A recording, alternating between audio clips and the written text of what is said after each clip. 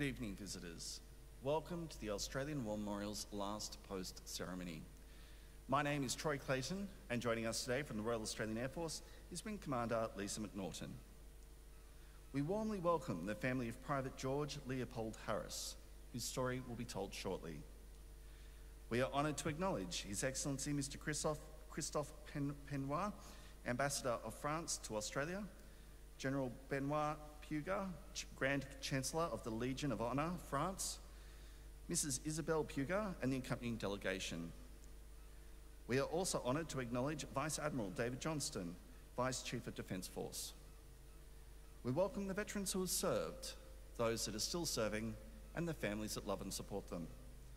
We also acknowledge the members of the RSL and Services Club Association, RSL Victoria, and RSL Queensland, who are watching the ceremony broadcast across Australia.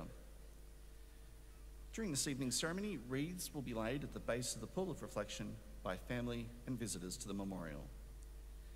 Please stand and join in singing the national anthem.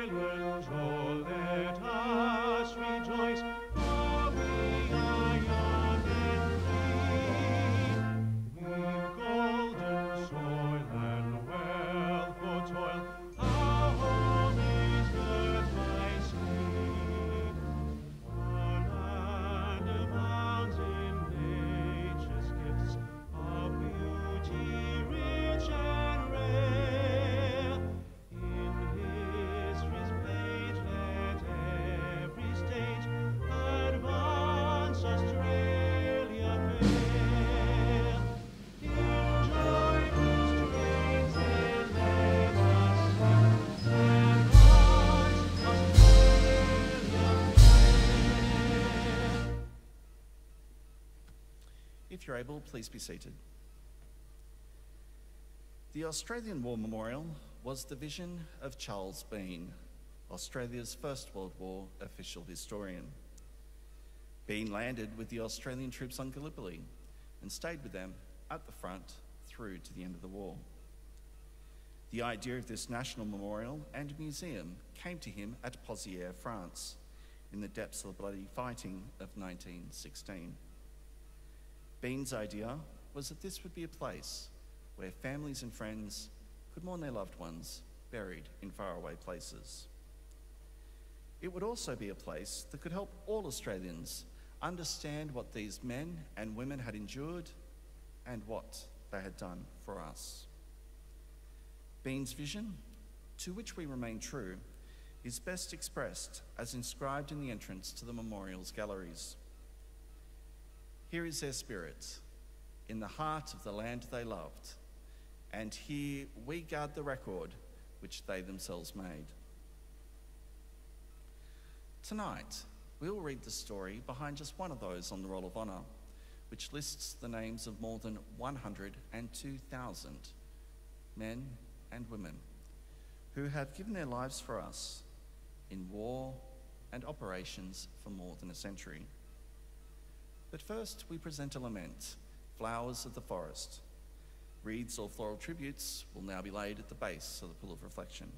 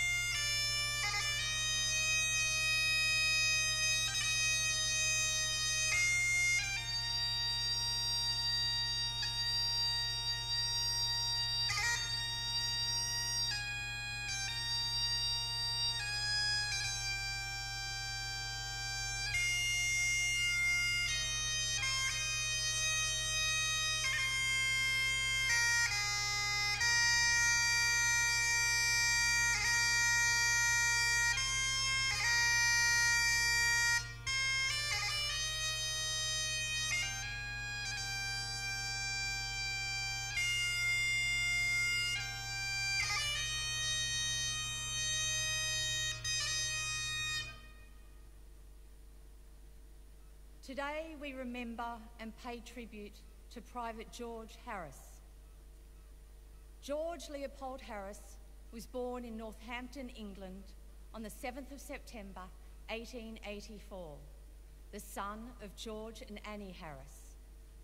After the death of his parents in 1906 and 1908, Harris and his younger brothers migrated to Australia and settled in Sydney. George was living in Bondi, but was working as a bushman and labourer, so it's likely he spent time in both the city and the surrounding countryside. Although little else is known of him before the war, he had not married. Answering the first call for volunteers following the outbreak of war in August 1914, the 28-year-old Harris joined the Australian Imperial Force the same month. He was allotted to Golf Company of the 4th Infantry Battalion and was soon undergoing basic training. On the 20th of October, the 4th Battalion left Sydney aboard the troop transport, the Euripides. Several weeks later, the Australians landed in Egypt, diverted there after Turkey's entry into the war. In Egypt, training continued until the Australians were sent into action at Gallipoli. Harris landed at Anzac Cove on the 25th of April 1915 and pushed inward with his battalion, reaching Bolton's Ridge. He may well have been part of the ill-fated advance across the 400 Plateau the following day, but he suffered a minor wound on the 28th. Harris remained in the trenches for months with his battalion and survived the bitter fighting at Lone Pine in early August. There, along with others, he was commended for his exceptional courage and stamina in holding a forward post during a furious enemy bombing attack. But by the end of the month, like so many others, he was a physical wreck. Rheumatism, exposure, and strain took their toll, and Harris was evacuated to Alexandria in Egypt to recover. Harris was so ill he was sent home to Australia in October and eventually discharged some months later. But his war was not over. He re-enlisted without difficulty on June the 27th, 1916, and was reassigned to his old battalion, the 4th. Harris again departed Sydney in November 1916 with the latest reinforcements for the battalion. After going absent without leave in Durban during the voyage, he arrived in England at the end of January 1917. Medically downgraded to light duties, Harris was frequently absent without leave over the next few months and punished accordingly, a court-martial resulting in a heavy fine and 90 days detention. Finally, after being released from Woking Detention Barracks, Harris was allowed to join his old battalion in Belgium in November 1917. At this time, the 4th had just been through weeks of severe fighting at Passchendaele and were coming out of the line for a well-earned rest. They enjoyed a month away from the guns near the Channel coast before heading back to the front near Messines. There they stayed throughout the winter into the spring of 1918. With preparations for the Great German Offensive building, artillery fire was beginning to increase once more. On the 10th of March, Harris was out with a fatigue party when they were hit by heavy shell fire, killing 8 and wounding several others. Harris was taken to a field hospital with shrapnel wounds to his arm and back before being evacuated to England. Again at Woking, this time as a hospital patient, Harris slowly recovered as the war ended that November. By the end of 1918, and despite complications with his wounds, it appeared he was finally on the mend, but it was not to be.